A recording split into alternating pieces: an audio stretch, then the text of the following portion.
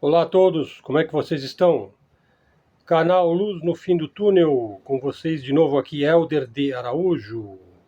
Fala hoje alguma coisa sobre o Carnaval, sobre União Soviética, indicar um canal,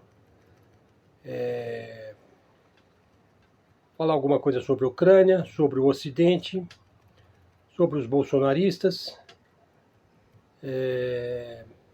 Eu estava assistindo agora uma live entre o Cristiano e o Nelsinho do canal Falando Geral, indico a vocês que assistam essa live. O Cristiano é uma pessoa que morou naquela região da Rússia, da Ucrânia, conhece a região como poucos, é um excelente comentarista e um analista e que traz dados mais diretos, sociológicos, históricos, psicológicos, excelente. Nesta live eles comentaram aí sobre a entrevista, né, dada ao Vladimir Putin pelo Tucker Carlson, que é um assunto que ainda vai dar muito pano para manga.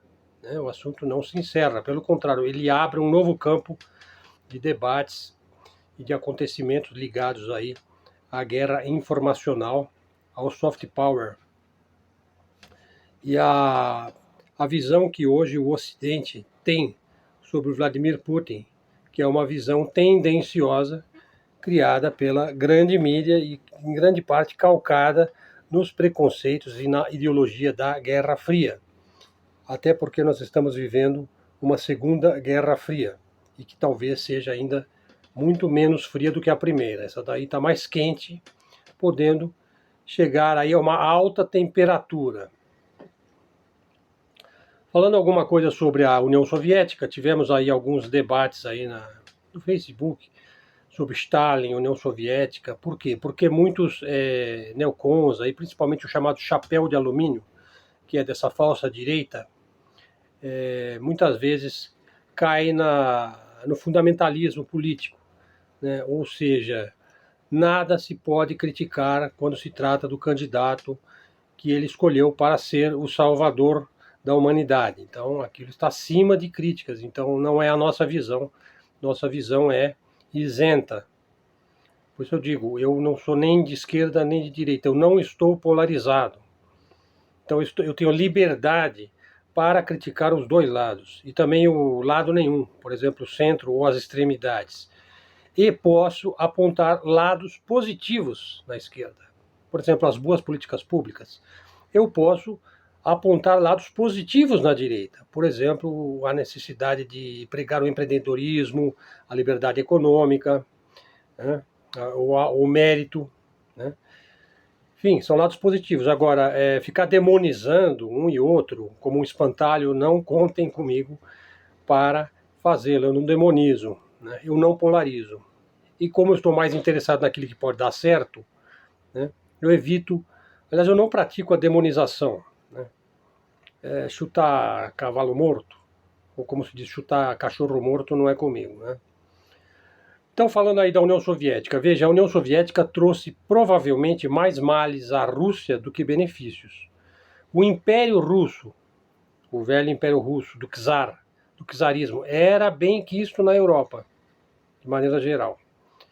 Pensem, por exemplo, na tradição da música clássica europeia, que vai nos dar escolas musicais, pianísticas, violinísticas, composicionais absolutamente formidáveis e maravilhosas na Rússia e na União Soviética mesmo. Ou pensem aí no balé, por exemplo, que está vinculado à corte francesa. E a Rússia vai nos dar os maiores expoentes, os maiores bailarinos do século XX. Eles vão vir da Rússia. Isso para citar dois fenômenos puramente ligados às artes. Então, veja, a ligação que havia entre a Rússia cristã ortodoxa e a Europa cristã católica e protestante. A Ucrânia, extremamente hostil à Rússia, encravada na sua porta, só foi possível por causa de dois fatores, uma combinação de dois fatores. Os métodos da União Soviética, que criou artificialmente a Ucrânia, né? Porque Ucrânia significa fronteira, era um país fronteiriço. Né? Era uma zona, vamos dizer, uma zona limite, ou limítrofe. Né? E o maquiavelismo americano. que sulcou o antirrussismo fanático na mente ucraniana. Numa parte dos ucranianos, vamos dizer assim. Tem muito ucraniano que também não está polarizado, né? Mas aqueles que estão lutando lá na guerra estão fortemente acreditando realmente naquilo que o maquiavelismo americano criou e sulcou na sua mente, corações e mentes, né? Usando, por exemplo, o golpe de Estado, né? Por exemplo, do Maidan em 2014, propaganda massiva sobre o Holodomor e sobre o patriotismo e o nacionalismo ucraniano e tudo mais. No entanto, os chamados crimes de Stalin, que naturalmente é uma coisa bem conhecida e bem sabida, mas que também, assim como o Holocausto nazista, está sujeito a uma grande dose de ideologia e de propaganda, né? Basta você ver a força de alguns revisionistas. O revisionismo histórico, ele não é um negacionismo, né? Nem um afirmativatismo, né? Não é isso. O revisionismo é um dado histórico importante, né, para que você não seja moldado pela visão histórica da grande mídia, né, e da grande propaganda ocidental, que quer contar a história de determinada forma, que sempre coloca o mundo anglo-saxônico americano, principalmente o anglo-americanismo, como detentor de todos os benesses, né, de todas de tudo que pode ser que é bom, lindo, cheiroso, positivo, digno. 95% disso aí é tudo falso, é propaganda, enfim, é um mascaramento de coisas que a gente precisa saber. Por exemplo, grande parte aí dos crimes de Stalin, muitas pessoas aqui, inclusive da direita, né, vivem pedindo a cabeça aí de bambambãs do crime, né? Porque criminosos não tinham vez lá na União Soviética do Stalin, né? Simples e sumária eliminação e prisão de bandidos, estupradores, ladrões, traficantes, criminosos, incluindo aí uma grande quantidade de nazistas. Veja, o que é isso? Isso é uma política de segurança pública onde a punição é certa. Enfim, a certeza da punibilidade, né? Por exemplo, a certeza da impunibilidade leva a um aumento da criminalidade. Se você não acha que vai ser punido, você está sujeito aí a conhecer pessoas que não são exatamente boas pessoas e cometer desatinos, né? Isso não era possível lá na União Soviética stalinista, né? Era a linha dura, né? Claro que havia muita injustiça, que morreu muita gente que não tinha nada a ver com o peixe, isso sempre acontece, né? Por exemplo, os expurgos políticos do Stalin foram coisa terrível, mas é um fenômeno de um outro gênero, de uma outra espécie, né? Assim, grande quantidade de países já fizeram expurgos políticos, incluindo os Estados Unidos. Porque eu tomo o assassinato de Kennedy como um expurgo político, né? Quer dizer, você não tem santo do lado de lá e você não tem santo do lado de cá, né? E os de cá ainda são mais maquiavélicos, né? Porque eles escondem os fatos. Os de lá, pelo menos, foi denunciado os crimes de Stalin, né? Agora, aqui você não vê denunciar os crimes da CIA, né? Ou do Departamento de Estado dos Estados Unidos. Não, eles mascaram e escondem a verdade. E os expurgos políticos do Stalin, a grosso modo, consistiam em afastar conluios, quinta-colunas, traidores no próprio centro do poder. Se você exerce o poder e você tem quinta-colunas tentando minar a sua política, e você tem um amplo apoio aí de uma grande parte da classe política, e você é um tirano, como era o caso do Stalin, você já sabe o que pode vir daí, né? Mas por que eu escrevi isso? Porque tem muita gente aí que condena o Stalin, que pode ser condenado, ele é uma pessoa condenável, assim, com grande zelo, né? Eles condenam, ao mesmo tempo, essas mesmas pessoas, que sei lá se são de esquerda, liberal, ou da neodireita, né? Também não faz diferença isso. Ao mesmo tempo, elas apoiam aí os estragos que os israelenses vêm fazendo em Gaza, né? De mulheres e crianças palestinas inocentes e tudo mais. Então, assim, é uma contradição total, né? Voltando aqui ao está acontecendo lá na Ucrânia, o currículo aí do novo comandante-chefe, o Syrskyi, que está no lugar do popular Zaluzhny, baseia-se aí na campanha que ele fez na região de Bakhmut. Então veja assim, as perdas da Ucrânia em Bakhmut ascenderam a cerca de 20 mil combatentes, que foram cercados e moídos pelos russos. Quer dizer, isso daí é um currículo, desculpa, mas se for para moer ucranianos, escolheram a pessoa certa.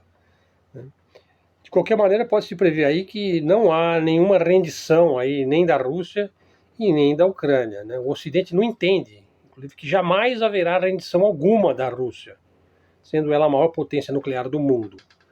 O Ocidente sequer compreende que a Rússia já venceu essa guerra.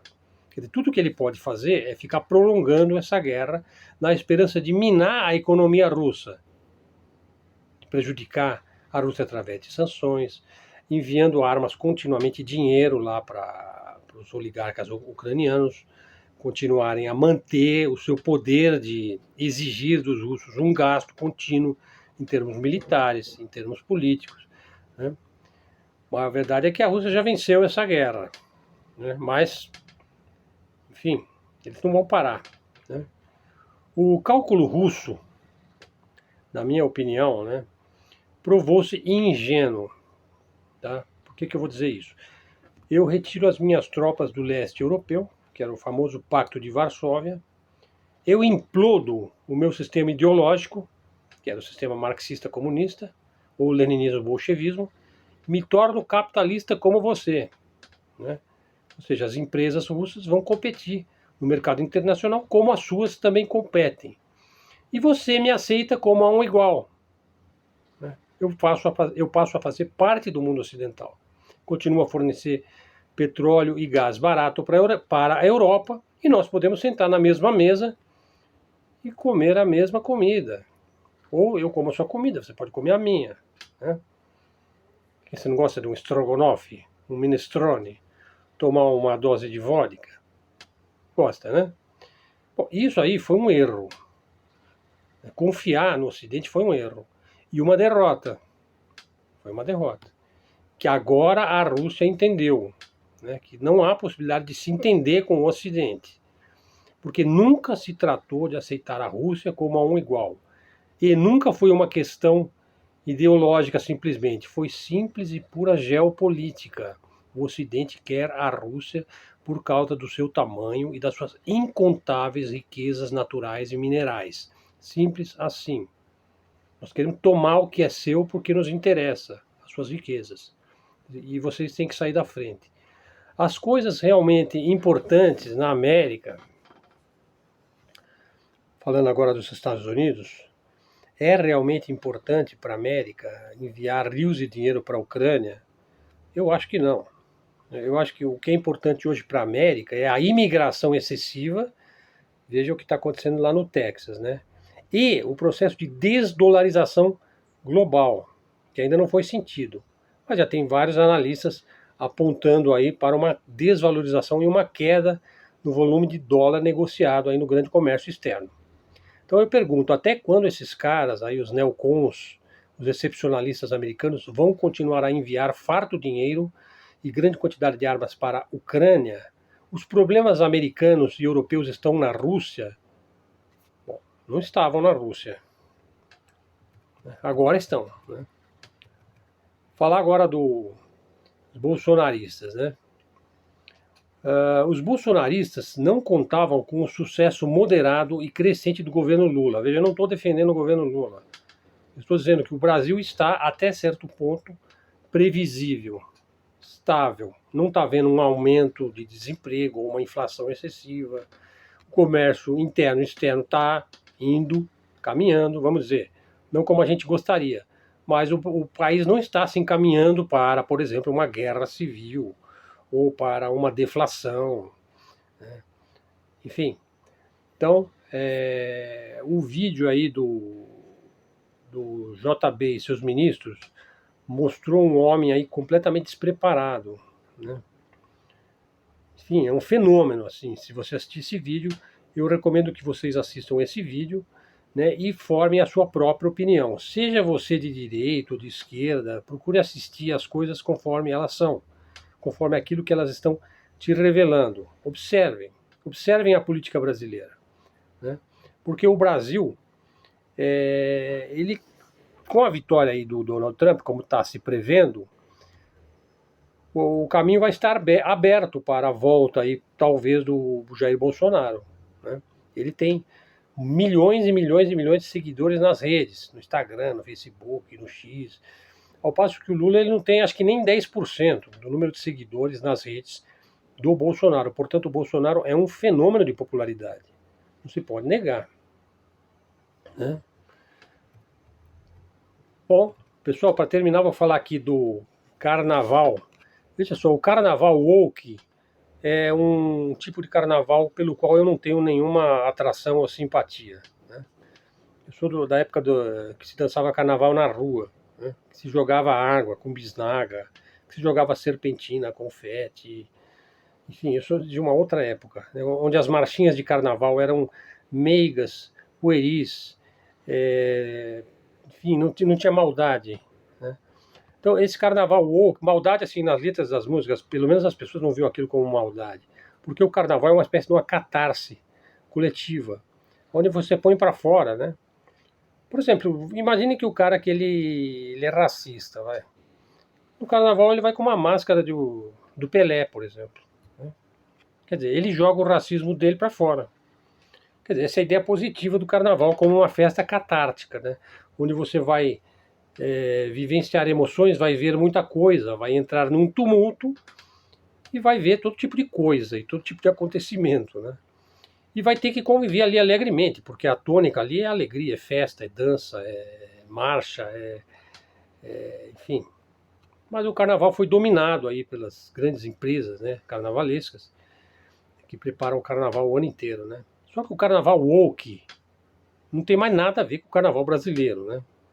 Esse neocarnaval, por exemplo, é cheio de mandamentos, de tabus, de proibições. Que fantasia se vai usar? Pode ou não trovar a mulher? Pode ou não pode falar palavrão? Veja, pode a marchinha XYZ? Né? Isso aí não é carnaval. Não participe disso. Não prestigie isso, simplesmente. A não ser que você não consiga ficar sem curtir o carnaval. Nem que seja da poltrona da sala, né? Para assistir aí o samba enredo, avaliar a bateria. Eu já fui jurado de bateria em Poços de Caldas 2 vezes, né? E sei mais ou menos como é que funciona o carnaval de escola de samba e de bloco, né? Bom, pessoal, é isso daí. O vídeo já está um pouco longo, ficou aí com 18 minutos. Continue a prestigiar o nosso canal, continue a nos enviar os pedidos dos conteúdos que vocês gostariam que fosse abordado aqui no nosso canal, canal de livre expressão, livre pensamento, canal de mídia alternativa, de mídia independente. Enquanto for livre e independente, o canal vai prosseguir com vídeos diários. Pode ser que amanhã eu não faça o vídeo, porque eu vou ter uma pequena cirurgia aí aqui em São Paulo. Pode ser que amanhã não tenha vídeo. Amanhã é quarta-feira de cinzas. Obrigado a todos. Traga seguidores para o canal, dê um like. Se você gostou do vídeo, compartilhe. Se quiser me pagar um cafezinho, tá aí o Pix na descrição do vídeo. O conteúdo dos vídeos estão todos no meu blog Helder Araújo. Helder com H, acento no E Araújo com acento agudo no U. Obrigado a todos, até a próxima e fiquem com Deus.